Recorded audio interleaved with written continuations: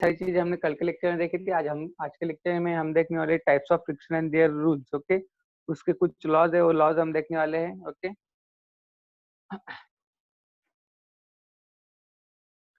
सभी ने सर से नोटबुक चेक करवाया है क्या? सभी स्टूडेंट्स ने क्लास वर्क की नोटबुक? सर पेपर में बिजी था मैंने चेक नहीं किया बच्चों का नोटबुक। ओके, सो कोई बात नहीं, आज कर दो ना।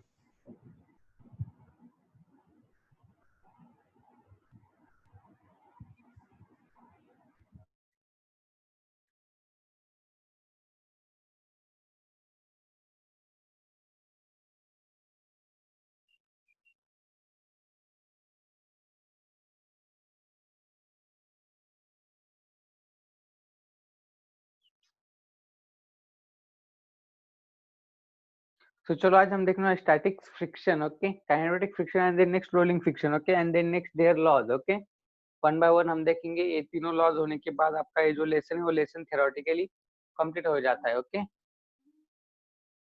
मे बी कल के लेक्चर में इसका थ्योरेटिकली पार्ट पूरा कंप्लीट हो जाएगा कल के लेक्चर में। ओके, परसों से हम न्यूमेरिकल स्टार्ट कर देंगे फिर।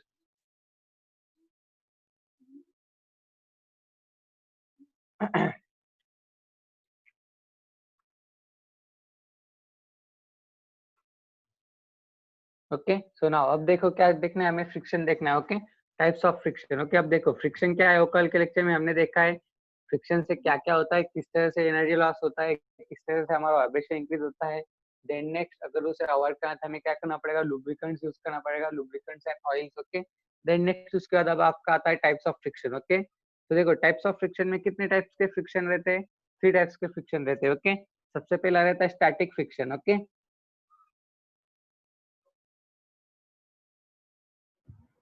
देन नेक्स्ट आता है आपका kinematic friction. Sir camera auto focus पे है। क्या हुआ सर? कैमरा ऑटो फोकस पे है क्या? मीन्स सर कैमरा अपने आप को एडजस्ट कर रहा है बार बार। ओके, जब भी मैं राइट करने जाता हूँ तब वो ब्लर हो रहा है क्या? हाँ सर, एडजस्ट करने की कोशिश कर रहा है। ठीक है सर, एक कुछ समय तक होगा, एक 5-10 मिनट तक, उसके बाद नहीं होगा। ओके, देन नेक्स्ट आता है rolling friction. Okay,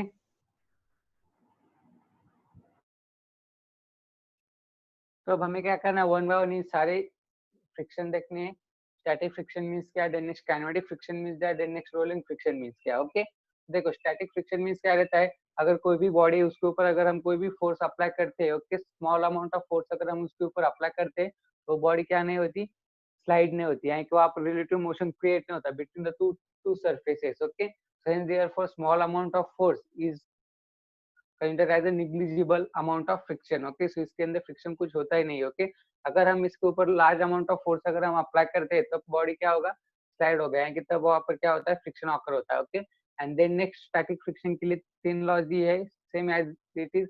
kinetic friction के लिए भी कुछ लॉज दिए, then next same as it is rolling friction के लिए भी कुछ लॉज दिए। ओके, तो सारे सारे जो लॉज है वो लॉज हम वन बाय वन देखने वाले हैं। ओके, सब कैमरा ठीक है क्या?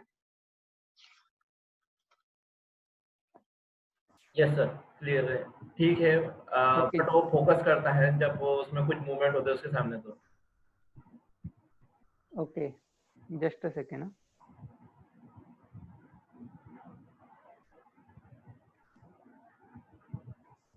तो अब देखो, अब हम सबसे पहले वाले देखेंगे static friction. Static friction means क्या रहता है, and their laws. Okay,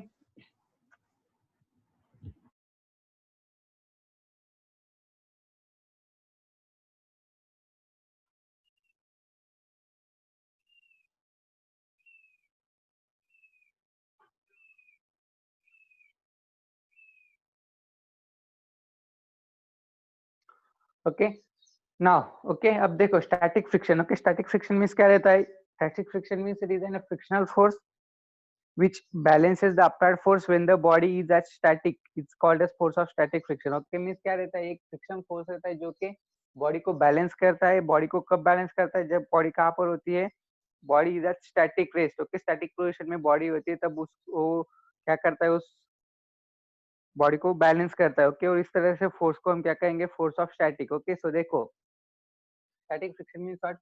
Is an frictional force. It is an frictional force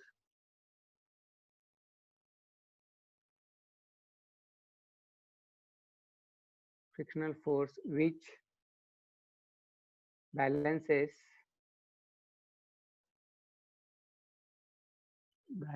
the body, when body at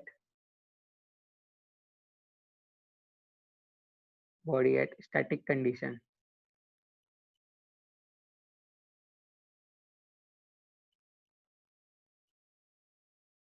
This force is known as static friction force. Okay, this force is known as this frictional force.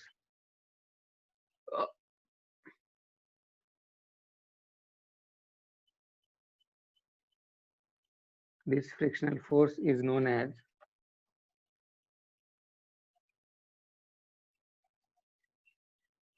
static frictional force.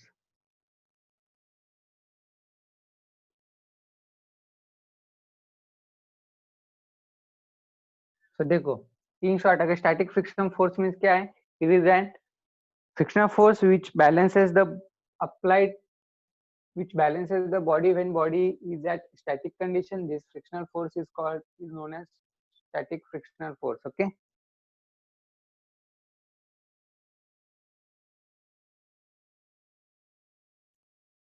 Okay, is balances the body when force is applied. Okay, जब हम body के ऊपर force apply करेंगे. Okay, body is a static condition and force is applied. Okay, तो देखो, कोई भी body हो जो बॉडी स्टैटिक कंडीशन में, अगर उसके ऊपर अगर कोई भी हम फोर्स अप्लाई करते हैं तो फोर्स अप्लाई करने के उस बॉडी को क्या करेगा? स्टैटिक फ्रिक्शन फोर्स बैलेंस करेगा. ओके, मींस फॉर एग्जांपल क्या है? आपके पास कोई तो एक बॉडी दी है. ओके, फॉर एग्जांपल आपके पास बॉडी दी है. ओके, एंड ये बॉडी सिचुएटेड है एक सरफेस के ऊपर. आपने उसे क्या किया है? प्लेस किया है. ओके, अब देखो,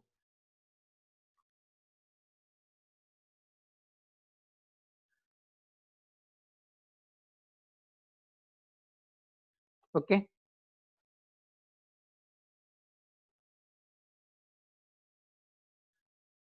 इस तरह से आपकी बॉडी एक ब्लॉक के ऊपर क्या है? सस्पेंडेड है, यानी कि सिचुएटेड है. ओके, अब इसके ऊपर आप क्या करोगे? एक फोर्स अप्लाई करोगे. ओके, जो कि इस डायरेक्शन में रहेगा. ओके, सो आपने इसके ऊपर फोर्स अप्लाई किया है. ओके, बट आपने जो फोर्स अप्लाई किया है, फोर्स कैसा है? फिलहाल स्मॉल अमाउंट ऑफ फोर्स आपने अप्लाई किया. ओके, अब देखो, कोई भी बॉडी है. ओके, अगर उसके ऊपर अगर कोई स्मॉल अमाउंट ऑफ फोर्स अगर आप अप्लाई करते हो तो ये बॉडी स्लाइड होगी क्या? नहीं हो सकती, क्योंकि अगर आप कोई भी स्मॉल अमाउंट ऑफ फोर्स अगर आप उस बॉडी के ऊपर अप्लाई करते हो, small amount of force means what? उसका जितना वेट है उससे कम अगर आप उसके ऊपर अगर फोर्स अप्लाई करते हो तो उसे आप क्या करते हो? Small amount of force. Okay, तो देखो, इस बॉडी के ऊपर अगर आपने small amount of force apply किया. ओके, तो small amount of force apply करने के बाद ये बॉडी इसके जगह से मूव होगी क्या? स्लाइड होगी क्या? अगर ये यहाँ पर स्लाइड नहीं होती है तो यहाँ पर फ्रिक्शन प्रोड्यूस ही नहीं होता है. Okay, means what? For example, अब एक पेन है. ओके, ये दो पेन है, एक दूसरे के ऊपर सिचुएटेड है. ओके, अब इस पेन का वेट कितना है? फॉर एग्जांपल इस पेन का वेट है 50 ग्राम है. ओके, और मैं इसके ऊपर फोर्स अप्लाई कर रहा हूँ 10 ग्राम का. ओके, तो अगर मैं इसके ऊपर 10 ग्राम का अगर फोर्स अप्लाई कर रहा हूँ और इसका वेट कितना है? 50 ग्राम है. ओके, तो 10 ग्राम के फोर्स से 50 ग्राम का बॉडी मूव होगा क्या? स्लाइड होगा क्या? नहीं हो सकता ना. अगर ये स्लाइड ही नहीं हो रहा, मूव ही नहीं हो रहा, तो इन दोनों के बीच में फ्रिक्शन ऑकर हो रहा है क्या? नहीं हो रहा. फ्रिक्शन ऑकर होना मीन्स क्या? दो सरफेस के बीच क्या होना? रिलेटिव मोशन होना. ओके, अगर इन दो दो पेनों के अंदर अगर यहाँ पर कुछ रिलेटिव मोशन होता है. ओके, यानी कि यहाँ पर अगर दो सरफेस एक दूसरे को अगर यहाँ पर स्लाइड्स करते हैं तो यहाँ पर क्या होगा? फ्रिक्शन प्रोड्यूस होगा. बट यहाँ पर हमने फोर्स कौन सा अप्लाई किया है? Small amount of force apply किया. So small amount of force apply करने की वजह से ये बॉडी मूव होगी क्या? नहीं हो सकती. तो अगर ये बॉडी अगर मूव नहीं होती तो फ्रिक्शन प्रोड्यूस नहीं होता. तो इस तरह के जो फ्रिक्शन रहते हैं, जो कि स्मॉल अमाउंट ऑफ फोर्स हम अप्लाई करते हैं बट वहां पर फ्रिक्शन नहीं होता, तो ऐसे फ्रिक्शन को हम क्या कहते हैं? स्टैटिक फ्रिक्शन कहते हैं. ओके, अब देखो, अब अगर आपको यहाँ पर अगर आपको बॉडी अगर आपको मूव करनी है तो आपको क्या करना पड़ेगा? आपका जो अप्लाइड फोर्स रहेगा, अप्लाइड फोर्स आपको कैसा रखना पड़ेगा? मैक्सिमम रखना पड़ेगा. अगर आप अप्लाइड फोर्स अगर आप मैक्सिमम रखते हो तब आपका ये बॉडी क्या होगा? मूव होगा. यानी कि बॉडी मूव होगा मीन्स क्या होगा? साइड होगा. ओके, जब आप इस बॉडी के ऊपर अप्लाइड फोर्स से इसका वेट से ज्यादा रखेगा, यानी कि इसका वेट अगर 50 ग्राम है, अगर आप इसके ऊपर 60 ग्राम या फिर 70 ग्राम का अगर आप फोर्स अप्लाई करते हो तब ये बॉडी क्या होगा, मूव होगा विद अनदर बॉडी। ओके, और अगर ये मूव होता है तो इसका मतलब क्या है कि यहाँ पर एक फ्रिक्शन प्रोड्यूस हो रहा है। ओके, फ्रिक्शन प्रोड्यूस होता है वहां पर। ओके, देन नेक्स्ट, ओके, अभी होगा फ्रिक्शन फोर्स। देन नेक्स्ट उसके बाद क्या है, इसके ऊपर हमने फोर्स अप्लाई किया था, small amount of force apply किया। Small amount of force apply करने की वजह से बॉडी मूव नहीं हुआ। बट अगर if we increase F, okay, अब अगर हमने एफ को अगर इंक्रीज किया, okay, if we increase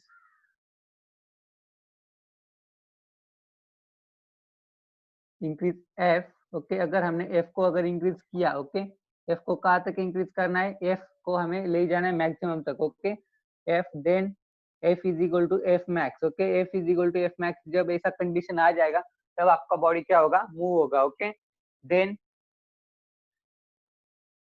body will move और slide, then body will slide over another.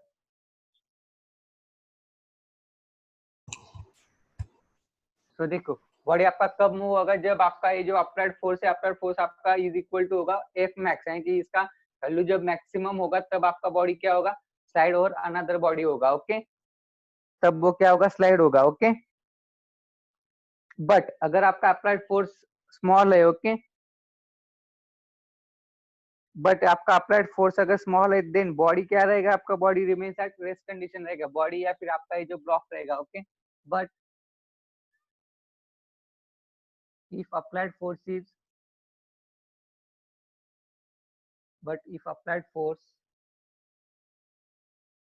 is small, then body will remain at rest condition, then body will remains at rest condition। Okay, condition है, यहाँ पे नीचे right कर देता हूँ, rest condition. Okay, चलो इतने पॉइंट्स राइट करो, देन नेक्स्ट उसके बाद हम आगे के देखेंगे। चलो इतने पॉइंट्स राइट कर लो, चलो इसका डेफिनेशन और एक फिगर ड्रॉ करो, उसका दे दो पॉइंट्स राइट करो, चलो क्विक फास्ट।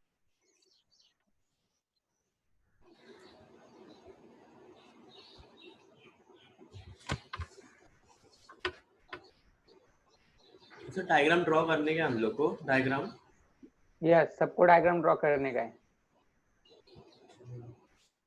क्योंकि विदाउट डायग्राम आप उसे अंडरस्टैंड नहीं कर पाओगे। ओके, अगर आपको एग्जाम के अंदर भी आता है question explain the static friction, तब आपको ये डायग्राम ड्रॉ करना पड़ेगा, डेफिनेशन ड्रॉ राइट करना पड़ेगा, देन नेक्स्ट उसके बाद ये 2-3 पॉइंट्स में राइट करके दे, 2-3 पॉइंट्स आपको राइट करने पड़ेंगे। ओके, तब आपको उसके लिए फुल मार्क्स मिलेंगे।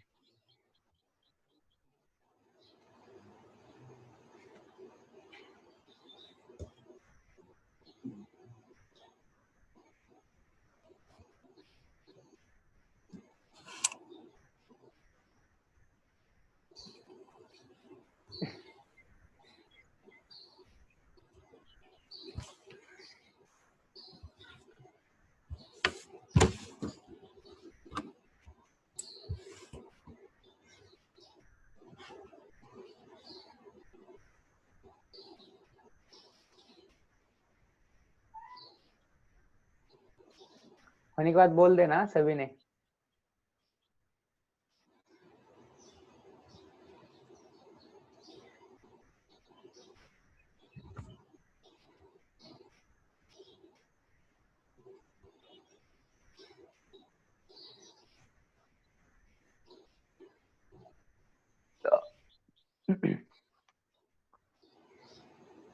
बहुत अच्छे से दिखाई दे रहे हैं सबको?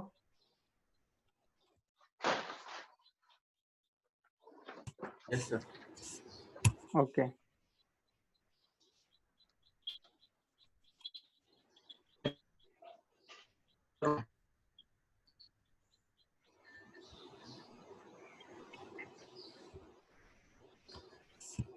Done sir. ओके, सबका हुआ है क्या?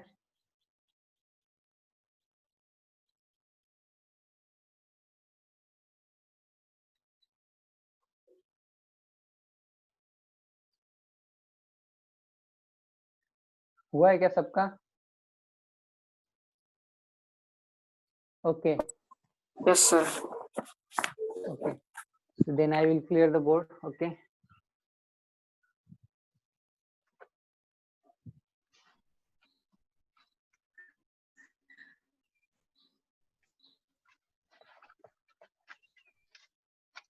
देन नाउ ओके, अब नेक्स्ट अब देखो यहाँ पर ओके, तो देखो आपका जो बॉडी, जब आपका बॉडी स्टार्ट कर देता है स्लाइडिंग होना, मूविंग होना, ओके, देन वो जो जिस फोर्स के ऊपर स्टार्ट करेगा स्लाइडिंग एंड मूविंग, ओके, वो जो फोर्स रहेगा, फोर्स की वैल्यू क्या रहेगी, तो फ्रिक्शनल फोर्स की वैल्यू क्या रहेगी, मैक्सिमम रहेगी, ओके, और उसी मैक्सिमम वैल्यू को हम क्या कहते हैं, लिमिटिंग फोर्स ऑफ फ्रिक्शन कहते हैं, okay, means what, when body starts moving और sliding over another body, then the value of friction force is maximum and this value is known as limiting force of friction. Okay, so when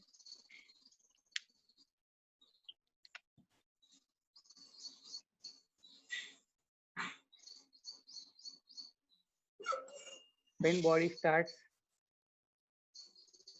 sliding over another body, over another, means the value of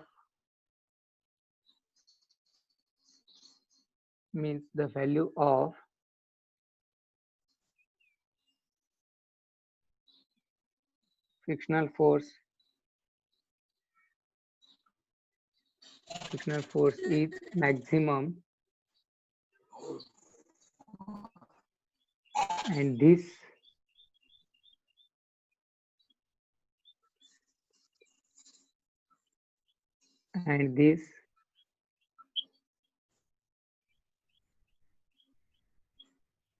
maximum value of frictional force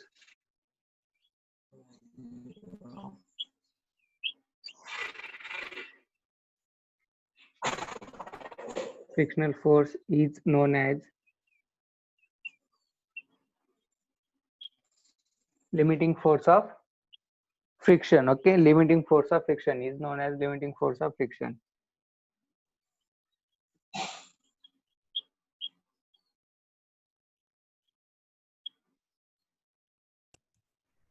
When body starts sliding, another means the value of frictional force is known as. Okay, so देखो, means आपका जब body start होगा sliding होना, okay, आपका body start कब कर देगा sliding, जब उसका फ्रिक्शनल फोर्स का वैल्यू क्या रहेगा, मैक्सिमम रहेगा, ओके, और ये जो मैक्सिमम वैल्यू रहेगी, इसी मैक्सिमम वैल्यू को हम क्या कहेंगे, limiting force of friction. Okay, limiting force of friction means what, उसे आप किससे डिनोट करते हो, कैपिटल एफ सफिक्स एल से आप डिनोट करते हो. Okay,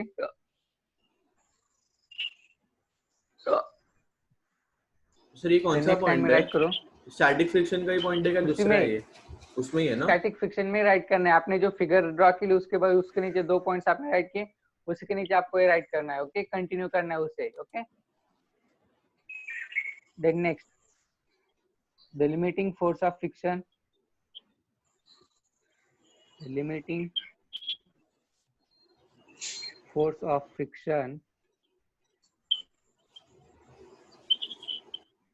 is denoted by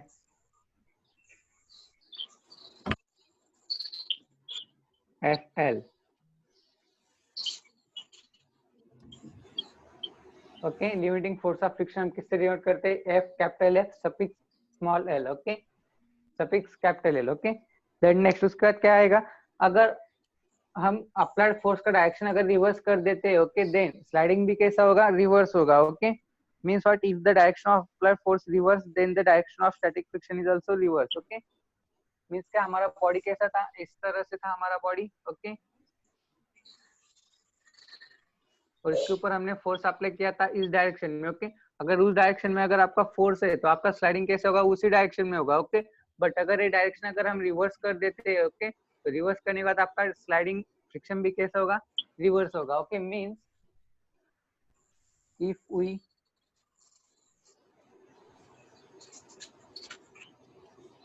reverse direction of applied force,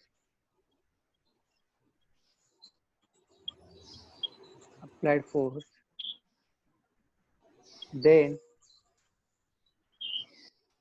direction of friction is also reversed. Then direction of friction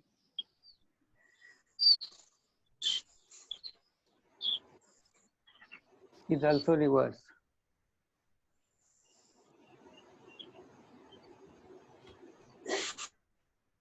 okay तो चलो इसमें 3 पॉइंट्स नोट कर लो, उसके बाद हम लॉ स्टार्ट करेंगे. ओके चलो एवढी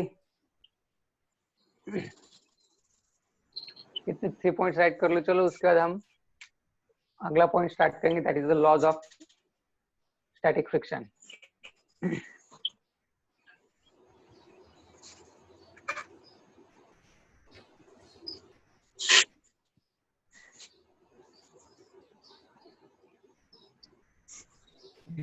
G was the direction of applied force, then the direction of friction is also reverse.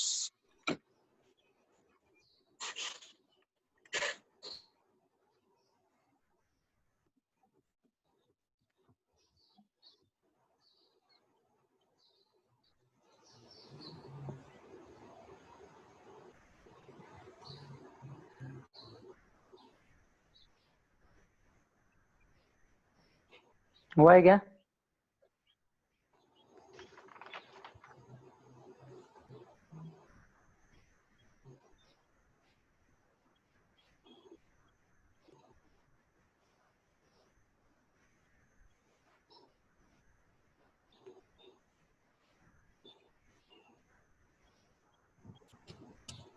तो बोर्ड को जूम कर दीजिए थोड़ा सा लगे तो. ओके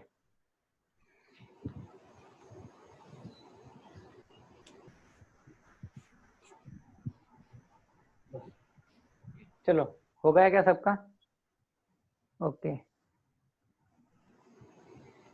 देन नेक्स्ट पॉइंट क्या है वो आपका laws of static friction. Okay laws of static friction rough कर दो क्या बोर्ड? Yes sir. ओके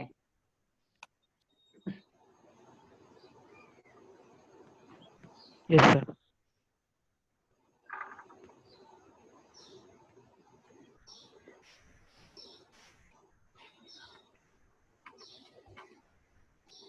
चलो नेक्स्ट पॉइंट क्या है आपका laws of static friction. Okay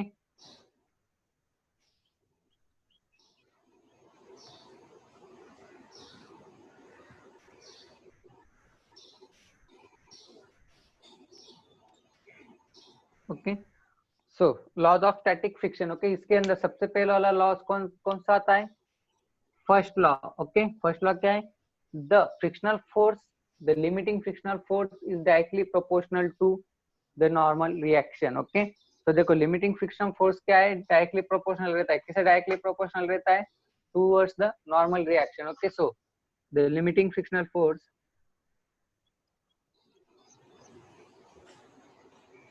limiting frictional force is directly proportional to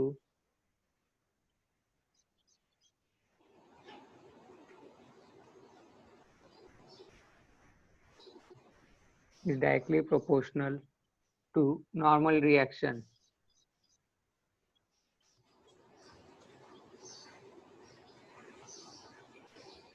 okay so limiting frictional force किसे proportional रहता है? Directly proportional to normal reaction. Okay means what? Mathematically अगर आप उसे राइट करते हो तो क्या होगा? F L is directly proportional to क्या हो जाएगा? एन हो जाएगा. ओके यानी कि नॉर्मल रिएक्शन को क्या रहेगा? डायरेक्टली प्रोपोर्शनल रहेगा. ओके अब अगर आपको यहाँ पर डायरेक्टली प्रोपोर्शनल का साइन अगर आपको यहाँ पर निकालना है तो आपको क्या करना पड़ेगा? दोनों को इक्वल करना पड़ेगा. बट दोनों को इक्वल करने के लिए आपको इन दोनों के बीच में क्या करना पड़ेगा? एक कांस्टेंट यूज करना पड़ेगा, constant of proportionality. Okay so constant of proportionality जो भी आप यूज करोगे वो क्या रहेगा? आपका कोएफिशिएंट ऑफ स्टैटिक फ्रिक्शन रहेगा. ओके सो कोएफिशिएंट ऑफ वो क्या रहेगा? स्टैटिक फ्रिक्शन रहेगा. तो देखो इसके अंदर आप कौन सा कांस्टेंट यूज करोगे? F L is equal to mu S into N. Okay where mu S is equal to क्या रहेगा? Where mu S is equal to constant of proportionality. Okay so देखो वेयर आपको नीचे मेंशन करना पड़ेगा mu S is constant of proportionality, constant of proportionality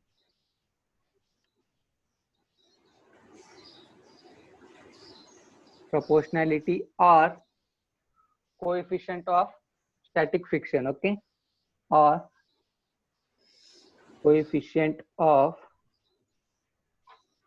static friction.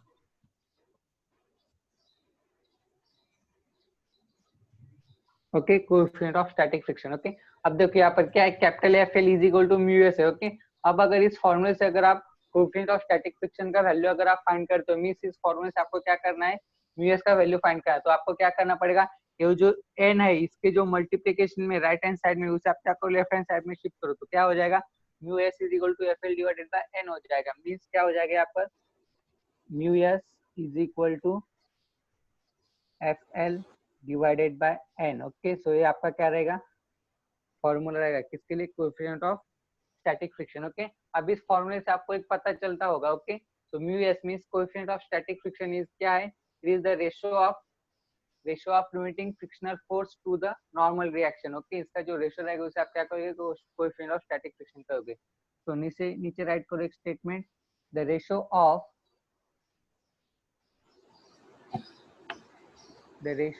limiting frictional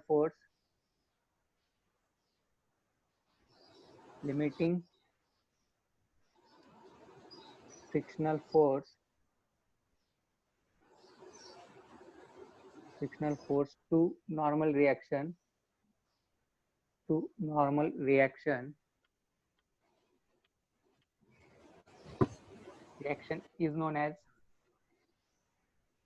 known as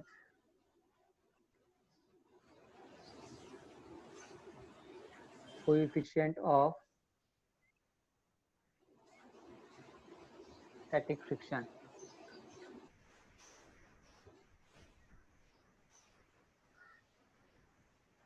okay, चलो write करो इतना points.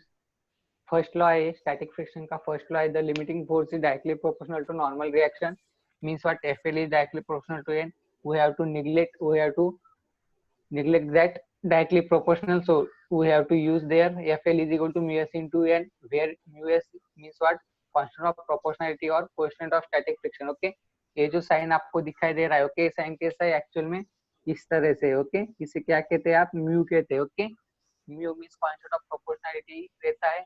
then next from this formula you get the value of mu s is equal to FL divided by n, so from this formula we can define mu s means coefficient of static friction as the ratio of limiting frictional force to normal reaction is known as coefficient of static friction। okay, चलो इतना write करो। Then next second law and third law देखेंगे हम इसका। चलो quick fast, सबको board दिखाई दे रहा है ना अच्छे से? Yes sir. चलो राइट करो।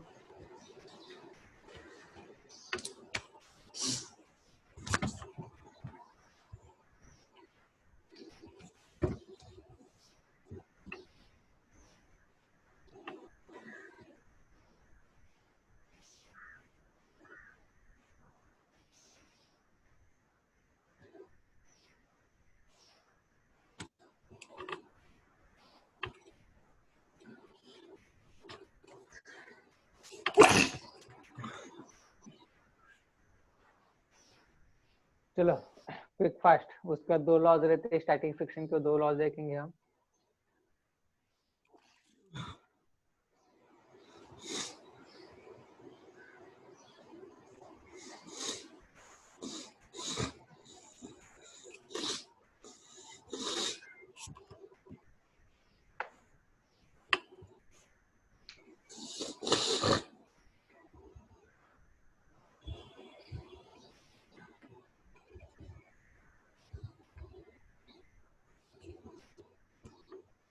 वो है क्या सबका? सबका हुआ है क्या फिनिश? ऋषिकेश सर कितना टाइम बाकी है सेशन खत्म होने को? Sir 1 minute 30 second sir. 1 minute 30 second. Okay, चलो इतना फिनिश कर लो, उसके बाद फिर से रिज्वाइन करना है, सेशन खत्म होने के बाद जल्दी से रिज्वाइन करना है। ओके, चलो हुआ है क्या? देन नेक्स्ट सेकंड लॉ हम देखेंगे। ओके, तो देखो सेकंड लॉ क्या रहता है, सेकंड लॉ क्या है, the limiting force of friction is independent of the apparent area between the surfaces in contact. Okay, and the normal reaction is remains the same. Okay, means क्या कहा है उन्होंने, the limiting frictional force जो रहता है, okay, limiting frictional force क्या है, independent है। इंडिपेंडेंट किससे हो, the apparent area between the surface, यानी कि सरफेस के बिटवीन जो एरिया रहेगा उसके ऊपर क्या है, वो इंडिपेंडेंट है। इंडिपेंडेंट है मींस क्या है, उसके ऊपर डिपेंड नहीं है। Okay, so limiting frictional force क्या है, उसके ऊपर डिपेंड नहीं है। किसके ऊपर, so apparent area between two surfaces, यानी कि दो सरफेसेस के अंदर जो एपरेंट एरिया है उसके ऊपर वो डिपेंड नहीं है। एंड देन नेक्स्ट उसका जो नॉर्मल रिएक्शन रहेगा, नॉर्मल रिएक्शन उसका क्या रहेगा, सेम रहेगा। Okay, then next third law क्या कहता है, थर्ड लॉ क्या है, the limiting force of friction is depends upon the materials in contact and the nature of their surfaces. Okay, means क्या है, लिमिटिंग फ्रिक्शनल फोर्स किसके ऊपर डिपेंड है, मटेरियल्स इन कांटेक्ट, यानी कि जो सरफेसेस जो कांटेक्ट में है वो सरफेसेस किस मटेरियल से बने हुए हैं। ओके, सो उसके ऊपर क्या है, वो डिपेंड रहता है। Okay, and then next the nature of their surface, यानी कि वो सरफेसेस का नेचर कैसा है, उसका नेचर कैसा है मींस